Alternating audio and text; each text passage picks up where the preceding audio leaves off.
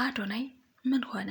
በርካቶችን ያስጨነቀው የአዶናይ ጉዳይስ ምንድነው? የአዶናይ በርካታ አድናቂዎቹና ወዳጆቹ ተጨንቀው የተለያዩ ሀሳብ አስተያየቶችን ሲሰጡ ተስተውለዋል። ይህም አዶኒ በትላንትናው ምሽት ልብ የሚነካ ነበር። ለ30 ደቂቃ መዝሙር ብቻ እያዳመጠ ሲያለቅስ ነበር። አዶኒ ልቡ እንደተሰበረ ከሁኔታው መናገር ይቻላል። ከውስጡ አፍኖ የያዘው አንድ መራራ እውነት እንዳለና ሲታገለው ከርሞ አሁን ግን ከቁጥጥሩ ውጭ ሆኖ እንደ ገሞራ የፈነዳ ይመስላል ይላሉ። እጅግ ያሳዝናል። ያሳለፈው ነገር ቀላል የሚባል አይደለም። ሚዲያ ላይ ወጥቶ ዘራፍ ከማለት ይልቅ ስሜቱን አፍኖ ውስጡን የጎዳው ይመስላል። አዶኒ ድጋፍ ያስፈልገዋል። የሆነ ችግር ከጀርባው አለ። የስነ ልቦና አማካሪዎች ሊያዩት ይገባል። እባካችሁ አዶናይ ከዚህ በላይ ሳይጎዳ ካጠገቡ ያላችሁ ጓደኞቹ እንዲሁም ወዳጆቹ ድረሱለት። ሰው ያስፈልገዋል። በሚቻለው ሁሉ አግዙት ሲሉ ልብ የሚነካ መልእክታቸውን አስተላልፈዋል። አዶናይ በመቅዲ ሾው ላይ ባደረገው ቆይታ ብዙዎችን እያነጋገረ ያለ ጉዳይ ሆኗል። ይህ አነጋጋሪ የአዶናይና የመቅደስ ደበሳይ ቆይታ ምንድነው? በዚህም መቅዲ ከአዶናይ ጋር ባደረገችው ቆይታ በርካቶችን ያበሳጨ ጉዳይ ሆኗል። ተመልካቾችን ያበሳጨው የመቅዲ ንግግር ምንድነው የሚለውን ወደ እናንተ የምናደርስ ይሆናል። አዶናይ እና ጃኒ ምን ሁኔታ ላይ ይገኛሉ? አዶናይ ስለ ግንኙነታቸውን ስምታውን ሰብሯል። ስለዚህ ወደ እናንተ እናደርሳለን። አዶናይ ከጎዳና ቆሎ ሻጭ ወደ ታዋቂ ድምፃዊነት እንድትሸጋገር ምክንያት የሆናት ነፃነት ልብ የሚነካ ንግግር አድርጋለች። ያደረገችው ንግግርስ ምንድነው የሚለውን ዘርዘር አድርገን ወደ እናንተ የምናደርስ ይሆናል። ሰላም እንደምን ቆያችሁልን? በሀገር ውስጥም በውጭም ያላችሁ ወደ ቤተሰቦቻችን፣ ይህ ውስጥ አዋቂ ቻናላችን ነው። በዚህ ቻናል ከላይ የሚታየውን ሳይሆን ውስጡን የሚካሄዱ እውነታዎችን፣ መረጃዎችንና እንዲሁም ትምህርቶችን ወደ እናንተ የምናቀርብበት ቻናላችን ነው። እውነትን ከምንጩ መረዳት ከፈለጉ ትክክለኛ ቦታ ላይ ነዎት። እኛ ጋር መረጃ ሳይሆን እውነት አለ። ስለዚህ ቪዲዮን ላይክ በማድረግ ጀምሩ።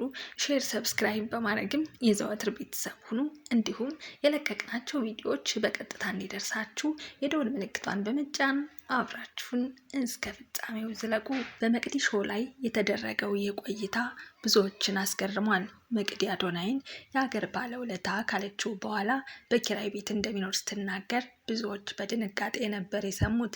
ይህንን የመሰለ ወርቅ ልጅ የራሱ ቤት የለውም፣ ተከራይቶ ነው የሚኖረው ስትል መቅዲ የአድናቂዎቹን ስሜት የሚነካ እውነት አውጥታለች። የአዶኒ ምላሽ ግን እጅግ የሚገርም ነበር። አዶኒ ነገሩን ቀለል አድርጎ በሙሉ በራስ መተማመን እኔ እኮ በራሴ ሰርቼ እንዲህ አይነት 10 ቤት መግዛት እችላለሁ በማለት አቅሙን በድፍረት ተናግሯል። ይህ ምላሹ የሚያሳየው አዶኒ ዛሬ በኪራይ ቤት ውስጥ ቢኖርም ያ የሆነው ቤት የመግዛት አቅም አጥቶ ሳይሆን ለሰዎች መኖር ስለሆነ ብቻ እንደሆነ ነው።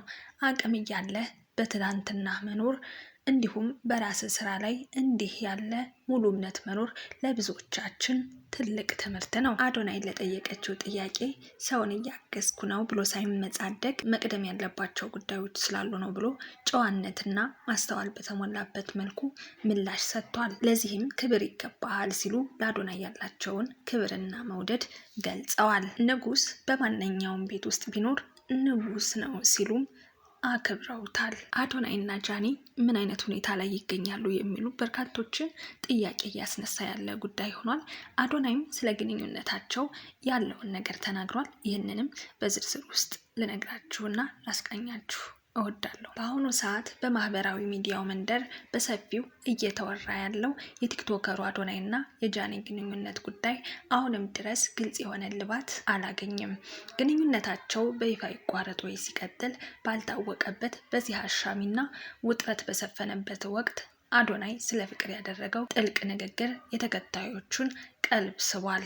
አንድ ሰው እንዲወዳችሁ ብላችሁ እራሳችሁን አታድክሙ፣ ሌሎች እንዲወዷችሁ ስትሉ የራሳችሁን ማንነት አትጣሉ በማለት አዶናይ ጠንካራ መልእክት አስተላልፏል። አክሎም የፈለገውን ነገር ብታደርጉ ሰዎች የማይወዷችሁ ከሆነ ዝም ብለው አይወዷችሁም። ስለዚህ አንድ ሰው እንዲወዳችሁ በማሰብ ጊዜያችሁንና ጉልበታችሁን አታባክኑ ሲል የፍቅርንና ራስን የመውደድን እውነተኛ ትርጉም ተንትኗል። በዚህ ሰዓት አዶናይ ያነሳቸው እነዚህ ሀሳቦች ይህ መልእክት ቀጥታ ለማን የተላለፈ ነው የሚል ትልቅ ጥያቄን አስጭሯል። ብዙዎች ንግግሩን አሁን ከጃኒ ጋር ካለበት ወቅታዊ ሁኔታ አንጻር እየተረጎሙት ይገኛሉ።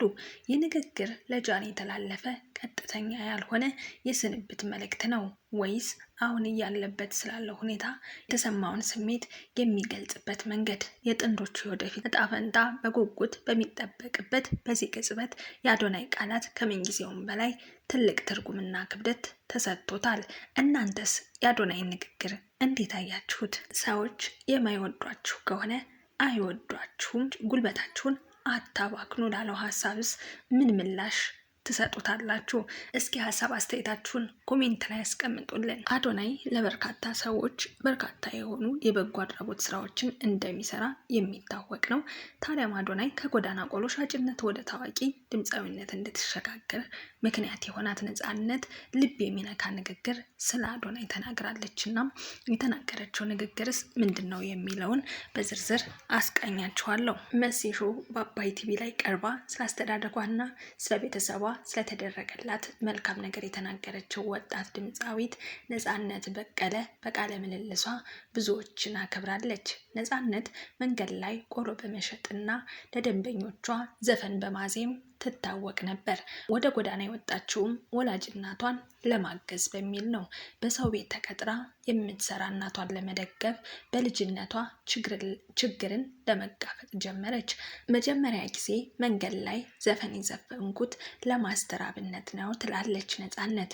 እሱም ድምፅሽ በጣም ያምራል፣ እርግጠኛ ነኝ በኢትዮጵያ ታዋቂ ድምፃዊ ትሆኛለሽ ብሎ አበረታታት። ቆሎ አልሸጥ ባለ ሰዓትና ገንዘብ እጅግ በሚያስፈልገኝ ጊዜ 10,000 ብር በመስጠት አበረታቶኛል ትላለች። ይህ ለሷ የመጀመሪያው ታላቅ መነሻ ነበር። ከዛ በኋላ አዶናይ በማህበራዊ ሚዲያ እጅግ ተወዳጅ የሆነው ለተቸገሩ ፈጥኖ የሚደርስና መልካም ነገር በሚዲያ የሚሰራው በአጋጣሚ ዝዋይ በመጣበት ጊዜ ነፃነትን አግኝቶ እንደተለመደው ሙዚቃ ተጫወተችለት። በኢትዮጵያ ታዋቂ ድምፃዊ አደርግሻለሁ፣ አግዝሻለሁ በማለት ቃል ገብቶላት ቃሉን ጠብቆ ወደ አዲስ አበባ አምጥቷታል። በፕሮግራሙ ላይም ነፃነት አዶናይ ያደረገላትን ታላቅ ቃላት እያጠራት ሁሉንም ነገር ችሎ የሚያኖረኝ እሱ ነው፣ የራሴን ስራ እንድሰራ እያበረታታኝና መንገድ እየሆነ ያለውም እሱ እንደሆነ ትናገራለች። ከኔ በላይ ሆኖ የሚሯሯጠውን አዶናይን አቡነ ተክለ ሃይማኖት ከረዱኝ ደርሼ ውለታውን ልከፍለው ፈልጋለሁ ትላለች። ብዙ የደከመች እናቴንም አግዤ ቀና ማድረግ እፈልጋለሁ። እንዲሁም ለመጀመሪያ ጊዜ ያበረታታትን ማስተራብነትን አመስግና ከህመሙ ፈጥኖ እንዲያገግም ምኞቷንም ገልጻለች። ይህ ታሪክ የጥረት፣ የእናት ፍቅር፣ የሰውነትና የደግነት እንዲሁም የተስፋ ታሪክ ነው። ስለዚህም እኔም ካፍሽ ሁሌም የማይጠፉ ጻድቁ አባታችን አቡነ ተክለ ሃይማኖት መሻትሽን ያሳካልሽ ልልሽ እወዳለሁ። ውድ ቤተሰቦቻችን በሀገር ውስጥም በውጭም ያላችሁ አብራችሁን እስከ ፍጻሜው ስለዘለቃችሁ ላመሰግናችሁ እወዳለሁ። በሌላ ጊዜ በሌላ በተሻለ አቀራረብ በሌላ መረጃ እስክንገናኝ ድረስ በያላችሁበት ሰላማችሁ እንዲበዛ እመኛለሁ። ታዲያም ቪዲዮን ላይክ፣ ሼር፣ ሰብስክራይብ በማድረግ ጊዜ ተወዳጁን። ሰናይ ጊዜ